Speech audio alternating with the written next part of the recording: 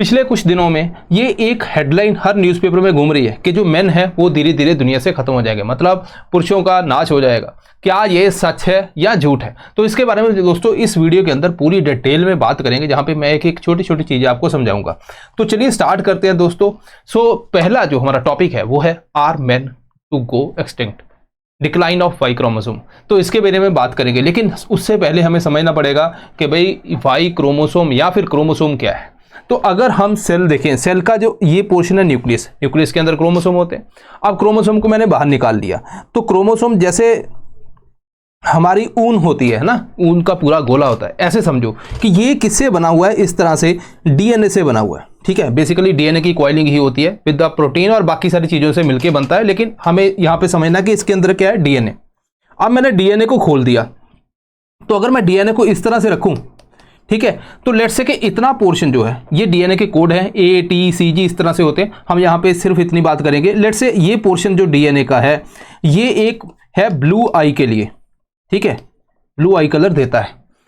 अब किसी के अंदर ये कोड चेंज होगा तो वो maybe brown eye colour दे, है ना। ये जो इतना पोर्शन है जो किसी चीज के लिए कोड करता है, जैसे सॉफ्टवेयर होता है उसका कोड है, अगर कोड आप चेंज कर दोगे सॉफ्टवेयर परफॉर्म करना अलग तरीके से कर देगा। तो सिमिलरली ये जो इतना पोर्शन डीएनए का है इसको हम बोलते हैं जीन। ठीक है, तो अगर जीन के अंदर कोई दिक्कत आ गई, इसके कोड के अंदर दिक्कत आ गई, तो ये जो कलर है, ये जो चीजें हैं, ये बनना जो है अब नॉर्मल बनना स्टार्ट हो जाएगी। हमें ये समझ आया कि जो जीन है वो डीएनए का पार्ट है। ठीक है, अब डीएनए किसका पार्ट है? क्रोमोसोम का। यहां पे ये है एक क्रोमोसोम। ठीक है दोस्तों, अब ये जो वाई क्रोमोसोम है, अब इसके अंदर क्या है, डीएनए से बना है, तो डीएनए का कुछ पोर्शन है जिसको हम क्या बोलते हैं, जीन। तो यहां पे एक जीन है जिसका नाम है SRY जीन। ठीक है, आई होप कि आपको इतना जो है स्टार्टिंग इंट्रोडक्शन समझ आ गई। अब बात करते हैं आगे। बात ये करते हैं सबसे पहले कि जो सेक्स डिटर्मिनेशन प्रोसेस क्या है। ठीक है, अब चलो पहले देखते हैं कि मेल फीमेल, ठीक है, XY क्रोमोसोम होता है, यहाँ पे फीमेल के अंदर XX क्रोमोसोम होता है ना। अब यहाँ पे बच्चे उनका कॉम्बिनेशन क्या होगा? ठीक है, किसी के अंदर ये X के साथ मिलेगा तो XX आ गया, फिर ये X जो है दूसरे X के साथ मिलेगा, यहाँ पे भी XX आ गया, फिर ये Y यहाँ पे X के साथ मिलेगा, XY आ गया, फिर ये Y जो है दूसरे X के साथ मिलेगा, XY आ गया। तो यहाँ पे मेल कितने हैं, मेल चाइल्ड कितने हैं, फीमेल चाइल्ड कितने हैं? तो आप कहोगे सर ये दोनों जो है फीमेल चाइल्ड है और ये दोनों है मेल चाइल्ड। अब सवाल आता है कि ये मेल चाइल्ड आए कैसे? ठीक है, तो यहाँ पे क्या इनको कोई मेल आई है इसीलिए मेल चाइल्ड है, या कुछ और रीजन है ना। तो हम यहाँ पे देखते हैं कि ये मेल चाइल्ड किसकी वजह से आए, ये आए हैं इस वाई क्रोमोसोम की वजह से। अब इस वाई क्रोमोसोम में ऐसा क्या खास है जो मेल के करैक्टर, जो सेक्सुअल ऑर्गन मेल के हैं वो डेवलप करता है? क्या है इसके ऊपर ना, एक जीन है, वो जीन उसका नाम है SRY, सेक्स डिटर्मिनेशन, ठीक है, ऑन वाई क्रोमोसोम, राइट।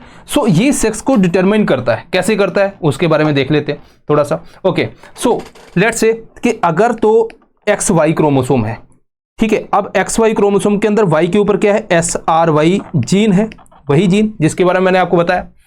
अब ये क्या करेगा, इसके अंदर क्या है, SRY जीन।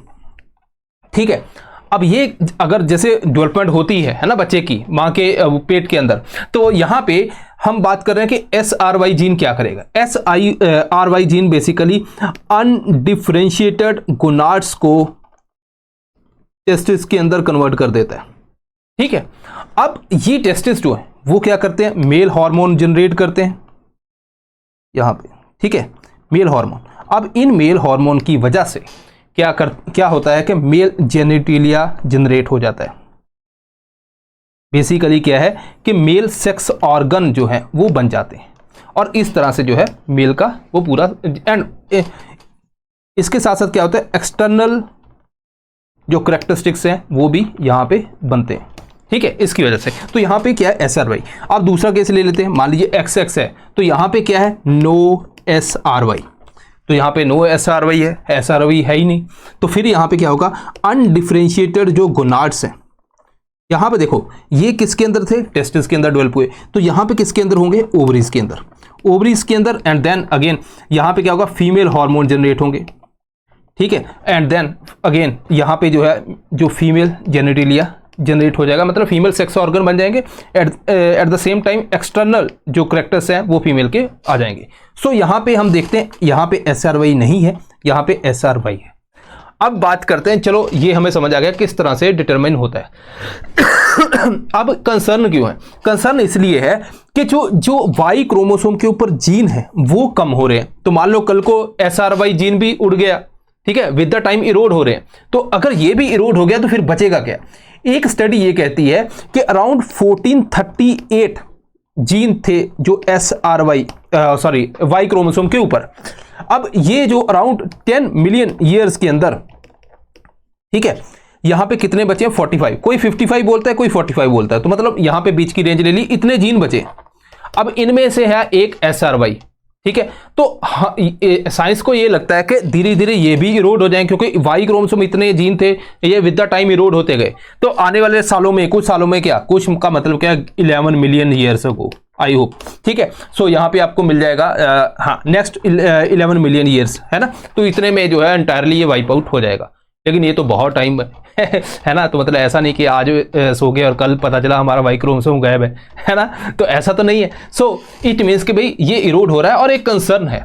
अब होप क्या है? फिर होप क्या है? होप की बात करते हैं। होप की बात ये है कि स्पाइनी रेट, ठीक है, एंड 2 मोल वोल्स जो ईस्टर्न यूरोप में, अब इनके अंदर क्या हुआ कि इनका भी जो वाई क्रोमोसोम का जीन है वो वाइप आउट हो गया, ठीक है, वहां से। तो वाई क्रोमोसोम खत्म हो गया।